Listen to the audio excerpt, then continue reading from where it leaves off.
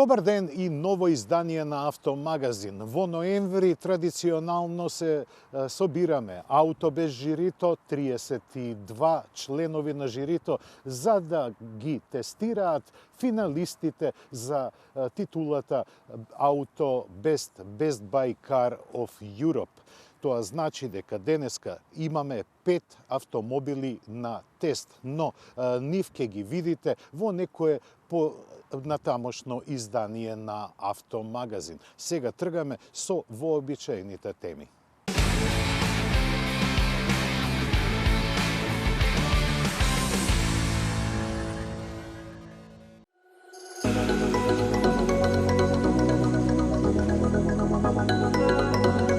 Јапонскиот специјалист Мицуока уште еднаш ја покажа својата креативност. Вештите раце на нивните мајстори ја трансформираа Honda Civic во верна копија на Dodge Challenger. Целиот овој процес се одвива рачно заради што тие проценија дека ќе можат да направат само 100 примероци, чии купувачи ќе бидат избрани по пат на лотарија.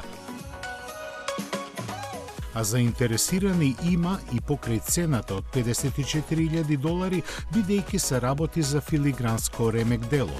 Иако силуетата со 4 врати скоро во целост е задржана од донаторот, дизајнот на моделот со ознака М55 подготвен да се одбележи 55 годишнината на компанијата, непогрештиво асоцира на американскиот мускулест автомобил. Обсежните визуелни модификации ги опфаќаат предниот и задниот дел, додека внатрешноста е облагородена со ретро стил. Механиката остана непроменета.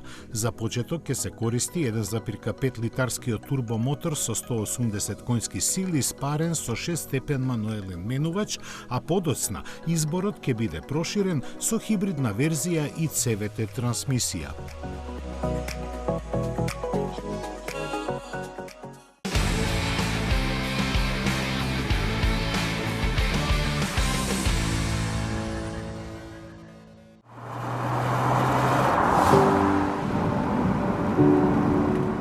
И покрај најавите дека германските премиум конкуренти ќе ја скратат својата купе кросовер гама, Audi цврсто сметајќи дека ваквата каросериска силуета има уште пазарен потенцијал, ја представи втората генерација на Q5 Sportback.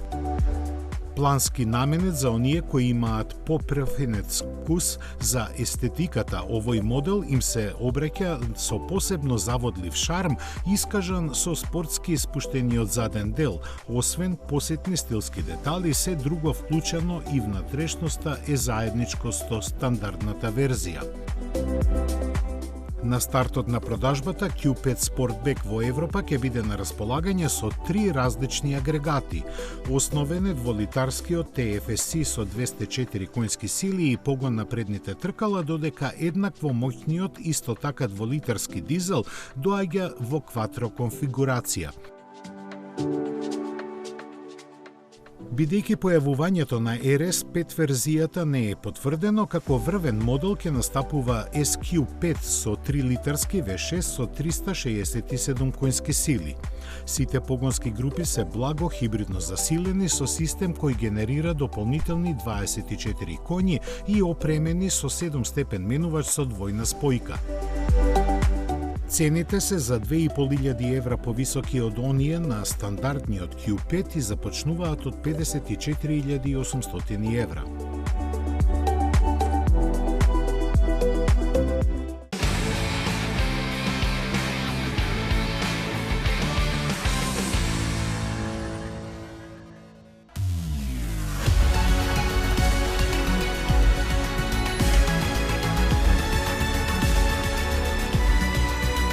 До Додека останатите западни производители мака-мачат како да го консолидираат своето присуство во Кина, Volkswagen ја продлабочува својата соработка со SAIC, продолжувајќи со партнерскиот договор до 2040 година. Двете компании може да ја се пофалат со едно од првите заеднички вложувања во автомобилската индустрија во Кина, која датира од 1984 година. Успешната приказна стартуваше со лиценсно производство на моделот Сантана. За сега, заедничката компанија да раководи со 8 фабрики, од чии монтажни ленти излегуваат скоро 30 разни модели од марките Volkswagen, Audi и Škoda. Со ова продолжување на договорот, потпишан практично на неговата 40 годишнина, е предвидено и да се лансираат нови хибридни и електрични возила.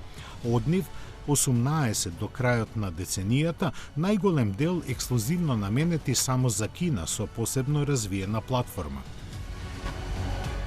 Со проширувањето на соработката, Volkswagen се надева дека ќе создаде стратешка предност на се поконкурентниот пазар на кој западните марки го губат плото. Ако пред пандемијата држеа 25% од продажбата, сега мора да се задоволат со 15%. Покрај со SAIC, Volkswagen има уште две партнерства во Кина. In China and for China.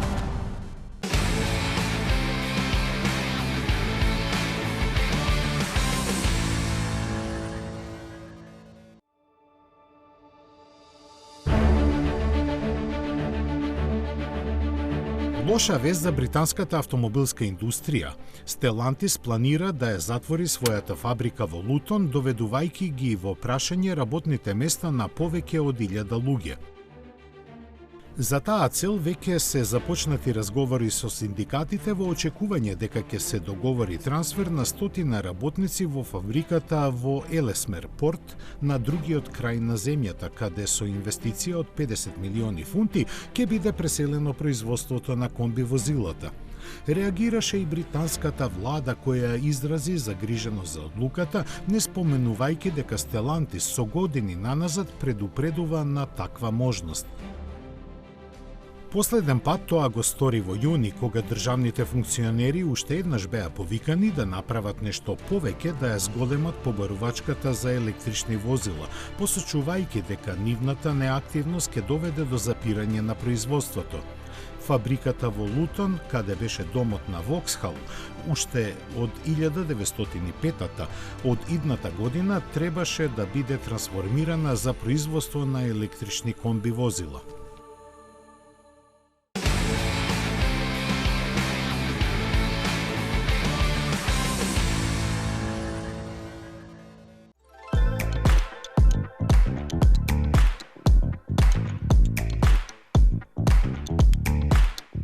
Кога Toyota во последната деценија од минатиот век одлучи дека треба да го зголеми своето присуство во Европа, првите задачи што беа доделени се да се конкурира автомобил за овој пазар и да се изгради фабрика за него. Знаеме добро, тоа беше Јарис, кој на почетокот на 2001 година започна да излегува од погоните сместени во местото Валенсиен на северот на Франција. Со иницијален капацитет од 150.000 возила, оваа фабрика брзо стана еден од значајните производствени центри на Toyota. Во неа постојано се вложуваше во нови технологии и вкупните инвестиции кумулативно нарасна на 1,6 милиарди евра. Од 2021 таму почна да се произведува и популарниот Јарис Крос, од кој беше и 5 милионитото возило кое се симна од монтажните ленти. Заслужни за овој успех се 5.000 вработени, способни дневно да произведат по 1200 возила, сите со хибридни мотори.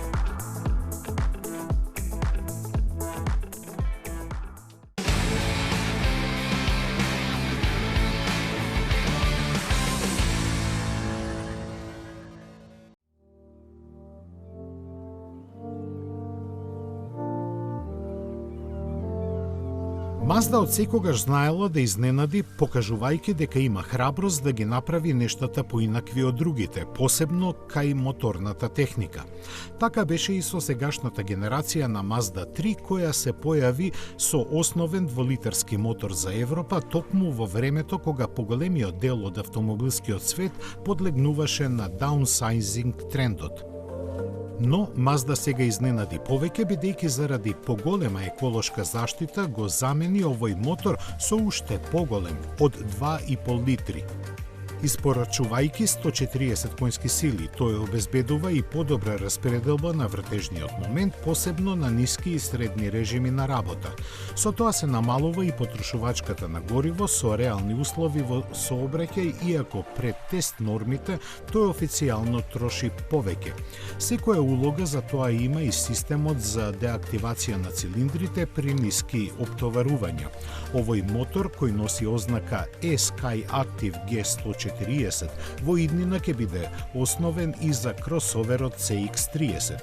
Покрај него, во понуда и кај двата модела ќе остане напредниот и Skyactiv X дволитарски агрегат со 186 конски сили.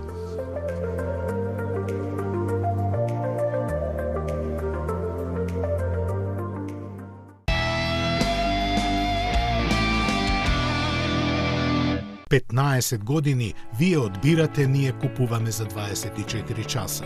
15 години над 10.000 клиенти. 15 години општествено одговорна компанија. 15 години доверба. 15 години лидери на пазарот. Финансираме патнички возила, комерцијални возила, камиони, пловни објекти, опрема и машини за вашиот бизнис. Во потрага сте по совршен автомобил? Со Чери добивате повеќе. Закажи тест возење на cherry.mk. Кога ќе ве привлече нешто, а не знаете зошто. Во тој момент како некој да зборува со тебе. Запознај го новиот 408 со дизајн кој завидува повеќе отколку што очите можат да восприемат. Алюр и страст од секој агол. Тоа што вистински зборува со нас е нашиот внатрешен глас кој страстно шепти од нашата душа. Алюринг, новиот Peugeot 408. Во потрага сте по совршен автомобил? Со Чери добивате повеќе.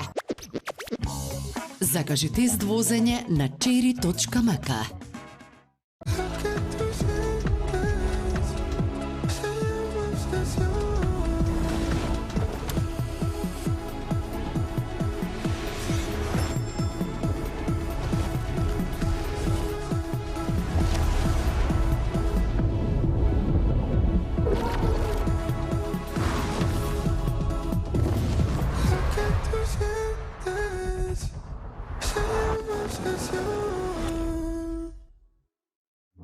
Во потрага сте по совршен автомобил? Со Чери добивате повеќе. Закажи тест возење на cherry.mk. Метрополис, број 1 радиомрежа.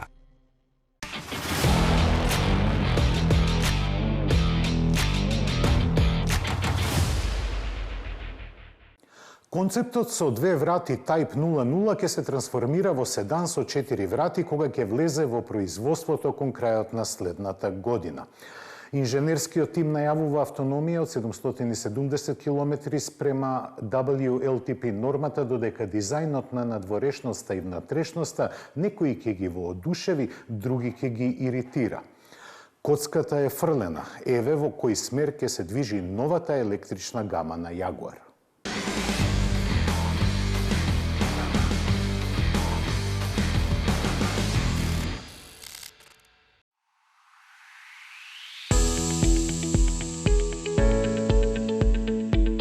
Низ интересна генеза поминува британската марка кон патот на нејзината потполна електрификација.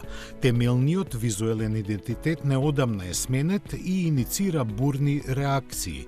Сега, кога е прикажан поларизирачкиот Jaguar Type 00, реакциите ќе бидат уште побурни.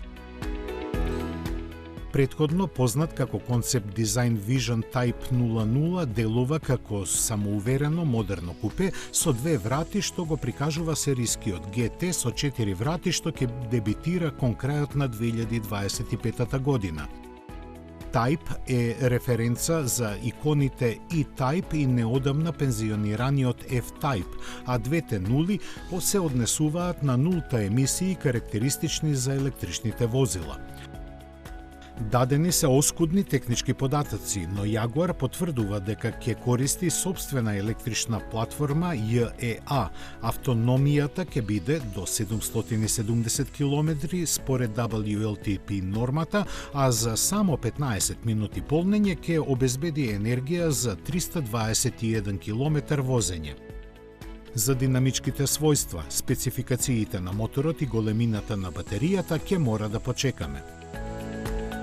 Jaguar го гледа Type 00 како уметнички потфат кој комбинира живи бои со геометриски форми кои црпат инспирација од минатото, а сето тоа укажува на минималистичка иднина. Надворешноста ја карактеризира екстремно долгата предна хауба која се вклопува во контурата Fastback. Предниот дел изгледа неверојатно едноставно, со 2 светла тенки како жилет на горниот раб и уште 2 на долниот.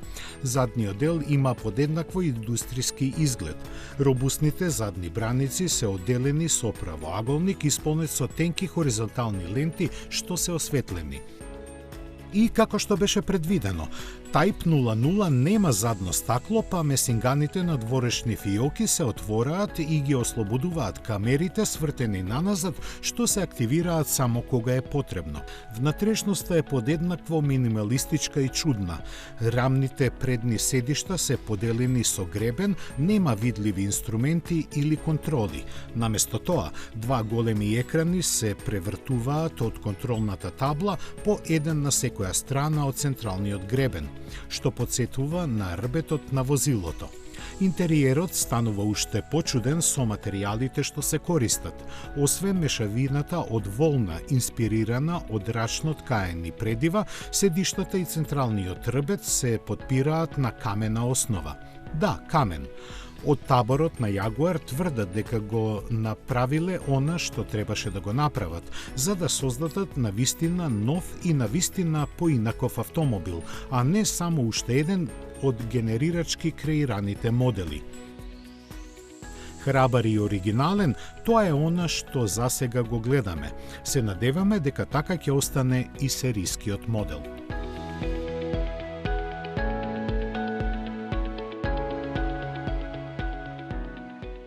Групацијата Stellantis не се развива според планираното, особено во Северна Америка, каде незадоволните акционери и дилери на возила дигнаа голема прашина. Ниту во Европа работите не одат според сценариото, па тоа повлече доста перипетии. Негативните скорови го натераа архитектот на групацијата Карлос Таварес да се повлече од функцијата главен извршен директор. За автомобилската индустрија во Индија малку знаеме, но треба да се запази фактот дека таа е 4ти по големина производител на возила во светот. Сакајки да го одржи чекорот со трендовите, Махиндра представи 2 нови електрични модели.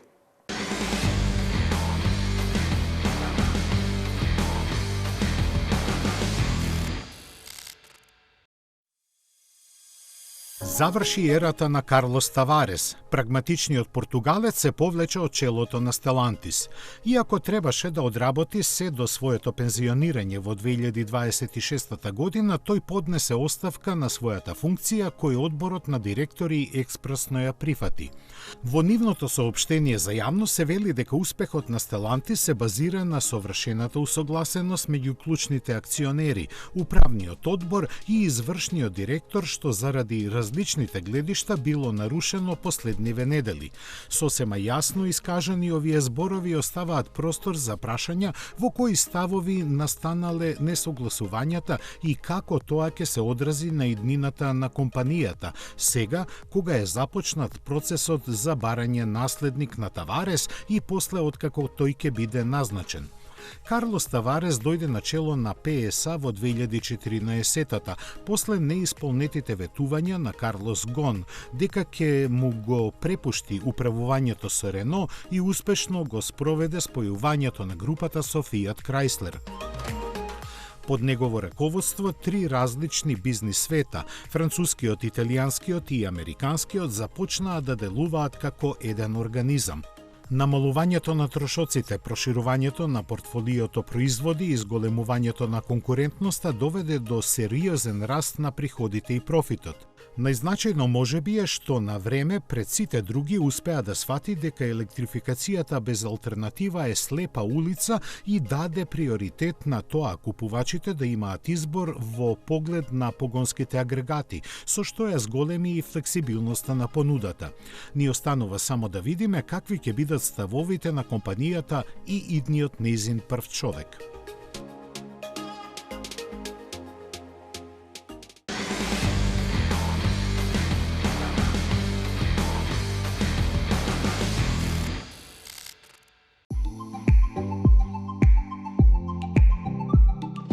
Од Индија, која како земја е 4ти поголемина производител на возила во светот, доаѓаат бомбастични вести. Махиндра представи 2 нови електрични модела. Агресивно, провокативни во секој поглед, дуетот кросовери е направен на нова интерно развиена платформа, иако е сосема веројатно некои технологии да водат потекло од Volkswagen, бидејќи двете компании на почетокот на годинава потпишаа договор за соработка. Како и да е, новите модели се толку уникатни што тешко може да се помешаат со некои други. Кој е авторот на нивниот дизајн не се споменува, но добро знаеме дека италијанското студио Pininfarina скоро цела деценија е во собственост на групата. Значајно и тоа што со овие 2 кросовера всушност се најавуваат 2 нови семејства возила. Она со ознака BE, наменето за помладата публика, додека XEV повеќе ќе биде свртено кон луксузот. Бројките веројатно ја покажуваат нивната позиционираност во некоја идна гама, што ќе го дознаеме кога ќе започнат да се појавуваат другите модели. Ќе се нудат 2 опции за капацитетот на батериите, од 59 и 79 киловат-часа и еден електромотор сместен назад со 231 или 286 коњски сили. Имаат исто меѓуостивно растојание од 2775 мм, но во должината доста се разликуваат. Помалиот кросовер има 4,4, а поголемиот 4,8 метри. Колку и да изгледаат футуристички, стартот на продажбата на овие модели е планиран веќе за неколку месеци на почетокот на пролетта. Познати се и цените, пресметано околу 22.300, односно $26.000. Иако е сигурно дека постојат планови за нивниот глобален пласман, тие не се објавени.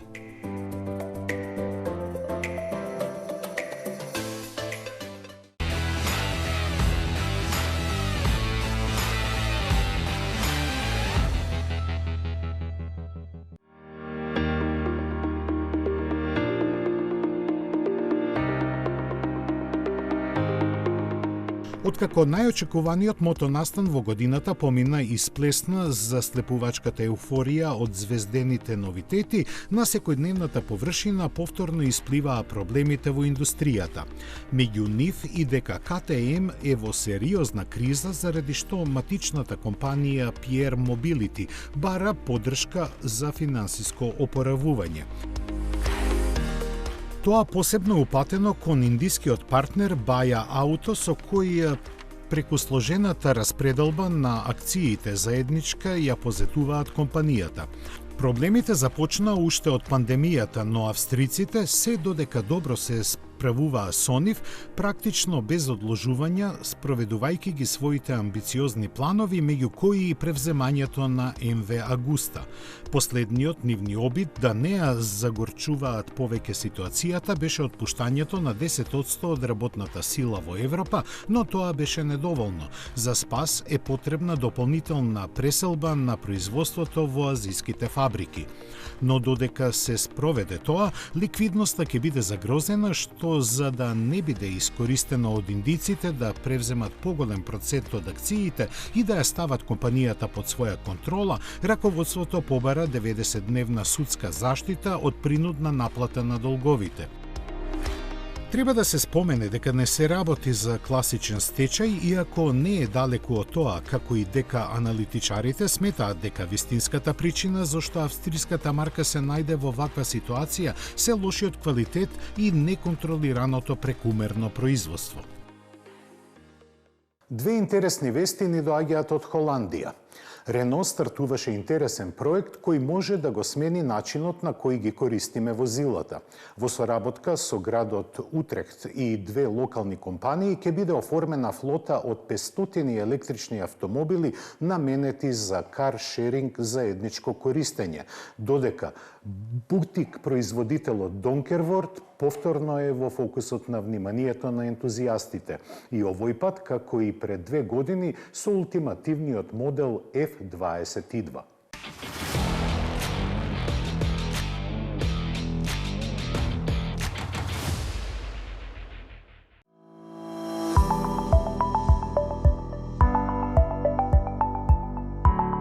Целта на проектот, освен што ќе се намали загадувањето на воздухот во градот Утрехт, значајно е и што возилата ќе бидат опремени со двонасочно полнење, така што кога ќе бидат паркирани, ќе ја враќаат струјата во електричната мрежа.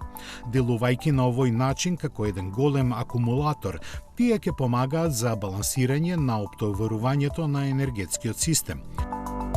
Овој холандски град е познат по користењето струја од обновливи извори, ветерници и соларни панели, со кои се опремени 35% од објектите. Се очекува автомобилите да може да обезбедат 10% од потребната флексибилност на енергетската мрежа во регионот, а воедно ќе се намалат и трошоците за нивно изнајмување. На почетокот ќе се користат возила од моделот Рено 5, а подоцна е планирано проширување на флотата и со Рено 4, Меган и Сеник. Кога сме кај Рено 5, да кажеме и дека неговото успешно релансирање ги наведе французите подлабоко да погледнат во својата историја. Се размислува да подготват и негова турбоверзија која би произлегла од концептот со кој беше најавено враќањето на легендата.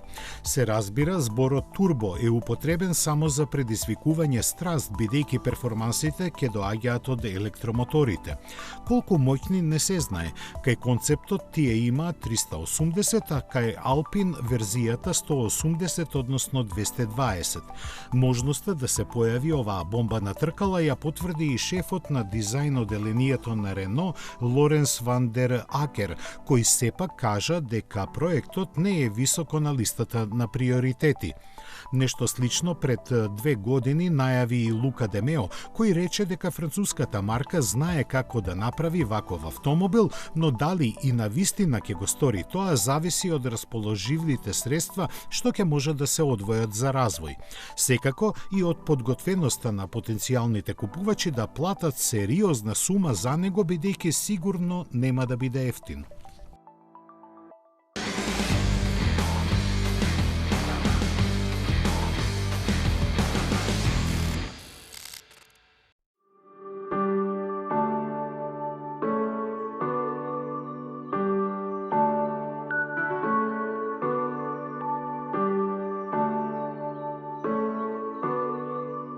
За разлика од 2022 година, кога беше представен F22 со најава дека ќе се произведува до средината на идната година, сега доаѓа издание за збогување. Имено, холанѓаните изненадувачки објавија дека ќе направат уште само 5 примероци од него, опремени со 2,5-литарски 5-цилиндричен мотор од Ауди, кои го употребуваат во своите возила 25 години. Оние кои ќе побрзаат за 315.000 евра ќе добијат автомобил со карбонска каросерија со уникатен изглед кој ќе привлече сечи погледот, способен да дојде до 100 км на час за само 2,5 секунди. Покрај 500 конски сили што ги има, заслуга за тоа добива и тежината од само 716 килограми. За кротење на страстите се задолжени само блокирачки диференцијал, активно ослонување и системот за контрола на тракцијата, чие поставки се подесуваат. И тркалата се од јаглеродни влакна. Истиот материјал е употребен и кај сопирачките, а издувниот систем е направен од титаниум. Холанѓаните останаа таинствени за плановите што понатаму.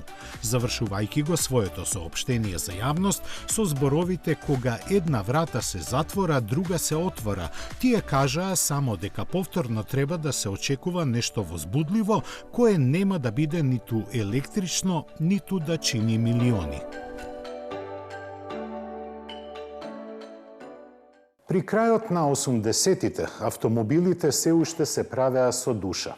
Компјутерите не беа толку вклучени во развојот и дизајнерите во нивниот изглед внесуваа емоции, креирајќи страст.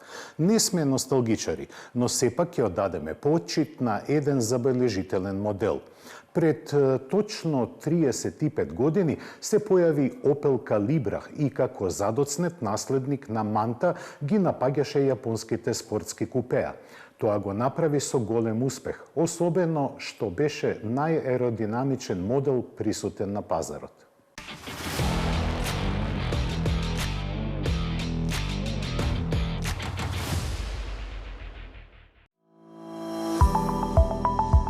Заради својот специфичен дизајн, Opel Calibra стана хит не само во Европа, туку и низ светот.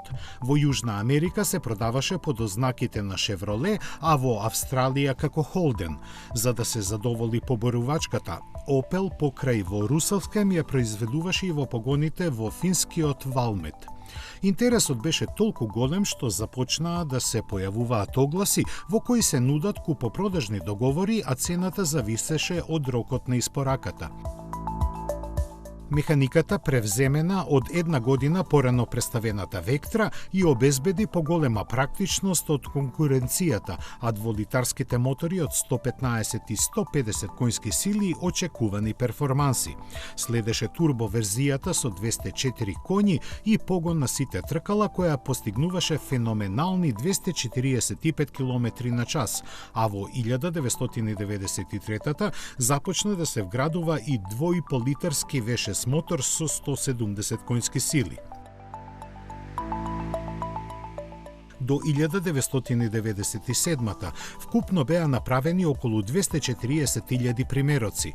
Во историјата ќе остане запишана и по тоа што откако престана да се произведува, Calibra уште 2 години беше најаеродинамичен серијски автомобил во светот. Во едно од следните изданија на Автомагазин ќе бидете запознаени со начинот на тестирање што правиме овде во Австрија на полигонот Теесдорф. Но за крај да ве потсетам дека финалистите се 5, а еден од нив е новиот Dacia Duster. Секако дека големо внимание привлекува на себе и Renault Symbioz. Овие два автомобили од неодамна се кај нас на пазарот. Opel Frontera, старо име, но сосема нов производ со сосема нова филозофија за корисниците. И тука е и Citroen C3, кој исто така е присутен во Македонија од неодамна. А она што го чекаме во Македонија, тоа е MG3 со новата технологија Hybrid Plus, кој изненадува и со своите возни својства. Тоа беше се што подготвивме за ова издание. Се гледаме во следното. До гледање.